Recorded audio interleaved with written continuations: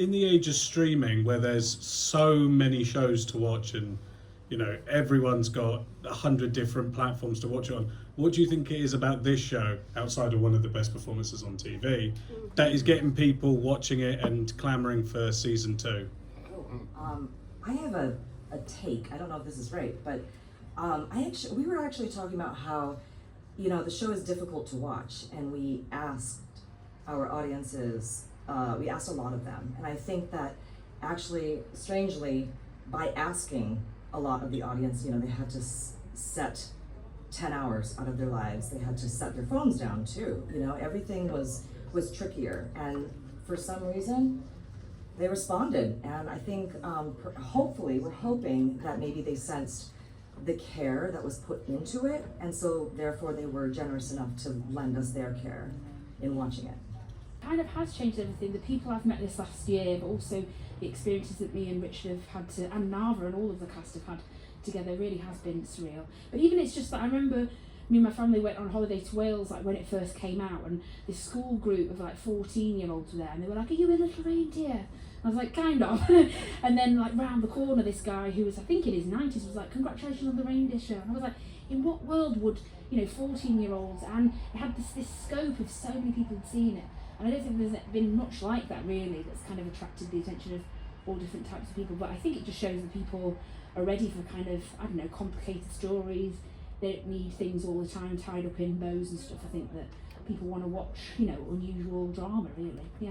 When you're making a soap opera, how important is it to strike a balance between, death by bathtub, fun things, and Someone then write that down. and then the more serious stuff about, things like Phil's mental health crisis? How important is it to sort of entertain, but also raise issues that people on squares and streets are suffering day to day? I mean, I personally think that's what's the beautiful thing about our genre. You can have everything. You can have, as you say, kind of a high concept thriller with the Six storyline, and you can be also telling Yolandi's sexual assault storyline at the same time. So I think fortunately there's something for everyone. But to answer your question, it's incredibly important. I think that's what soap's done so well for so many years, and that's what it's got to continue to do. Well, weirdly, one of the things that everyone said about this drama when it was, brilliantly commissioned by ITV was it wouldn't have worldwide relevance, and it would be hard to sell to an international market. And about 4 weeks ago, they showed it on Arte in France. Everywhere I went in France, literally everywhere I went, people would say, "Mr. Bates, Mr. Bates, Mr. Bates." And it was extraordinary, So I think that there's something archetypal about the story that keys into the state of the world now, because it's not just the postmasters. There's a general sense of disenfranchisement, of people feeling cut off from their dreams, cut off from just a lifestyle, cut off from living their lives, and that's not just in the UK. So I'm speculating, but I suspect it has worldwide resonance as well, and I had evidence of that. I actually have a 6-year-old who watches these sort of shows, and when you're making programs for children, how important do you find that putting these issues like disability and differences on the screen without sugarcoating it? How important is that to you, that it's done in a way that isn't sort of almost like human bear baiting in a way? I think kids, as you probably know, kids will spot a phony or a fake kind of probably better than most adults. They're very perceptive even at a young age, and so I think being truthful, being honest, being real, I think is just as important in kids TV as it is in adult TV as well. And I think it's so important. I mean, I grew up watching factual programs and things like Blue Peter and things like that. I think it's so important that your kids all our kids still get these stories. There's so much on social media, there's so much on YouTube, stuff from America and stuff. It's so important that kids' voices are heard, I think, in the UK. And so, it's really important that there's still programs out there that can give kids a voice in the UK. Yes, it is. It's a very lovely show, and the people that come on it, that's what I often hear from the people that come on. They say how much fun they have, because it's not combative or combative. Combative. it's kind of it's just a nice feeling, and a lot of things I get told by people, David, who watch it, they say, oh, we always watch it just before we go to bed, not to send them off to sleep, but to I think when you Because it arouses them. because it arouses. No, I think It's the only way I can have sex with my wife nowadays is to watch What I Like to You. Something about your face makes it last longer. stuck there in the middle. Is that too much for a press conference? These guys are the brains behind it all. We just front it, and that's the reason why they get a BAFTA and they genuinely don't give us one. Yeah.